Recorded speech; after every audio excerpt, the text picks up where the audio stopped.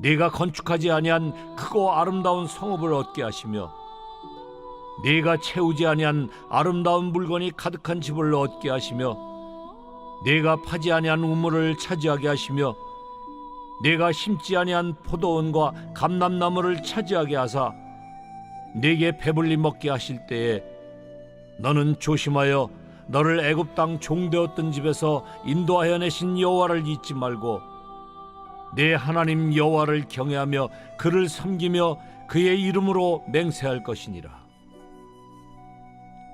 너희는 다른 신들 곧 내 사면에 있는 백성의 신들을 따르지 말라. 너희 중에 계신 너희의 하나님 여호와는 질투하신 하나님이신즉 너희의 하나님 여호와께서 내게 진노하사 너를 지면에서 멸절시키실까 두려워하노라. 너희가 마사에서 시험한 것 같이 너희의 하나님 여호와를 시험하지 말고 너희의 하나님 여호와께서 너희에게 명하신 명령과 증거와 규례를 삼가 지키며 여호와께서 보시기에 정직하고 선량한 일을 행하라. 그리하면 네가 복을 받고 그 땅에 들어가서 여호와께서 모든 대적을 네 앞에서 쫓아내시겠다고 내 조상들에게 맹세하신 아름다운 땅을 차지하리니 여호와의 말씀과 같으니라.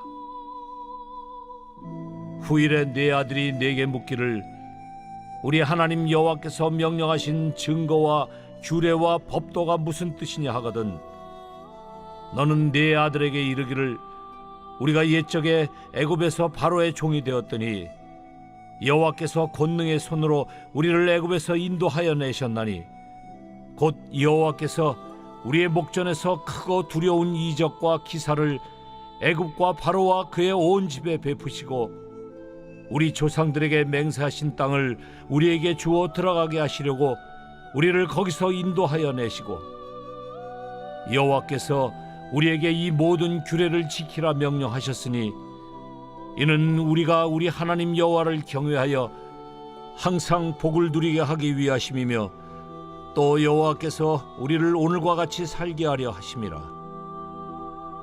우리가 그 명령하신 대로 이 모든 명령을 우리 하나님 여호와 앞에서 삼가 지키면 그것이 곧 우리의 의로움이니라 할지니라. 이번 한 주간도 하나님과 동행하시면서 큰 은혜와 평강을 누리시기를 주님의 이름으로 간절히 축복합니다.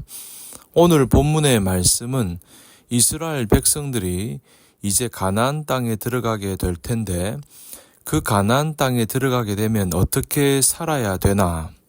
그러니까 가나안 땅에서의 삶의 기본 원리에 대해서 말씀을 하고 있습니다. 오늘 본문 10절에서 25절까지는 두 부분으로 나눌 수가 있습니다.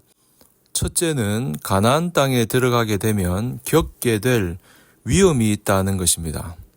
위험에 대한 경고가 있고 또 하나는 가나안 땅에 들어가면 이렇게 살아야 된다 7가지 권면의 말씀이 있습니다.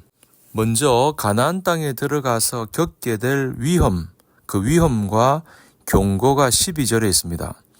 모세는 지금 모압 평야에서 광야 40년 동안 태어난 새로운 신세대에게 율법을 강론을 하고 있는 것인데 이제 가나안 땅에 들어가게 되면 여러 가지 위험이 다가오게 될 것이다 라고 한 것입니다.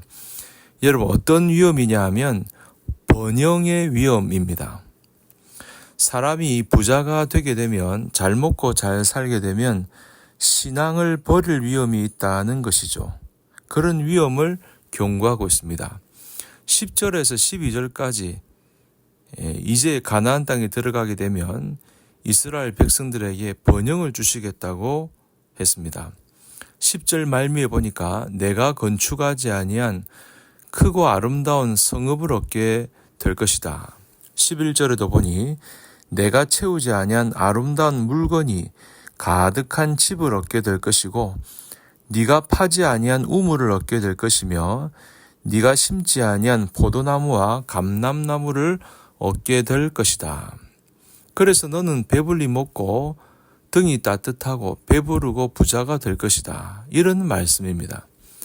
여러분, 이 모세의 설교를 듣고 있는 새로운 세대는 얼마나 축복된 세대입니까? 왜냐하면 이 사람들은 아브라함, 이삭, 야곱에게 약속한 가나안 땅을 실제로 보고 들어가서 살게 되기 때문입니다. 그러니까 광야 40년 동안 태어난 이 세대는 이 약속의 땅을 소유하게 되고 온갖 복을 다 받게 된 것입니다. 도시를 얻게 되고 집을 얻게 되고 또 집에 들어가 보니까 온갖 기구가 다 들어가 있고 먹을 것이 다 있고 우물도 자기가 판 것이 아닌데 우물이 있고 포도원에도 자기가 심지 않은 포도나무가 주렁주렁 열매가 맺혀져 있고 자, 이런 것을 다 얻게 된다고 하는 겁니다. 자기들이 땀 흘려 얻은 것이 아니고 가나안에 살고 있는 족속들이 다 해놓은 걸 다 공짜로 얻게 된다는 것입니다. 그런데 이스라엘 백성들이 약속의 땅 가나안에서 엄청난 부를 누리게 되는데 그런데 거기에서 큰 위험이 도사리고 있다는 것입니다. 가나안에 살고 있는 사람들의 위협보다 더 큰 위험이 있다는 거죠. 그게 뭔가 하면 축복을 받게 되면 복 주시는 하나님을 잊어버리게 된다는 것입니다. 이스라엘 백성들에게 문제가 일어나게 되는 거죠. 12절을 보십시오. 너는 조심하여 너를 애굽 땅 종 되었던 집에서 인도하여 내신 여호와를 잊지 말고. 자, 여호와를 잊지 말라. 그러니까 번영하게 되면 큰 위험이 도사리고 있는데 그게 바로 하나님을 잊는 위험에 처하게 된다는 것입니다. 여기서 중요한 단어는 너라는 단어죠. 다른 사람 말고 너가 바로 잊지 말라는 것입니다. 너 자신이 번영할 때에 하나님을 잊지 말라는 것입니다. 하나님을 잊어버린다는 것은 단순히 기억에서 사라지는 인식의 문제가 아닙니다. 행동의 문제입니다. 하나님을 행동으로 자신의 삶에서 밀어내는 것입니다. 고의적으로 무시하고 하나님을 멸시하고 하나님을 아는 척을 안 하고 그러는 것입니다. 행동으로 잊어버리는 거죠.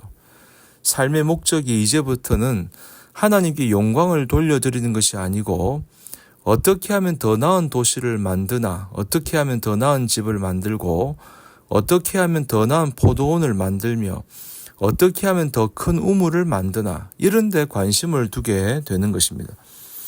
하나님을 신뢰하고 사는 것이 아니라 하나님이 주신 축복을 신뢰하며 사는 것입니다. 하나님을 잊어버려요. 주신 분은 잊어버리고 준 것만 좋아한다는 것입니다. 이것은 이스라엘에게만 이런 위험이 있는 게 아니죠. 지금 21세기를 살고 있는 우리들에게도 동일하게 이런 위험이 도사리고 있습니다. 사람이 춥고 가난하고 배고프고 힘도 없고 그럴 때는 교회에 와서 기도도 잘하고 열심히 합니다. 그런데 소득이 조금 생기고 돈이 조금 생기고 또 등 따시고 배부르면 교회에 안 오고 또 기도부터 안 합니다. 하나님을 행동으로 잊어버리는 것이죠. 이것은 인간의 공통적인 죄성입니다. 여러분, 우리 대한민국이 조금 잘 살게 되었다고 하나님을 잊어버리려고 합니다.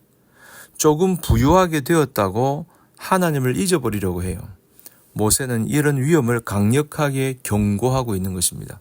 여러분, 우리가 모세가 말하고 있는 이 말씀을 잊지 말아야 합니다.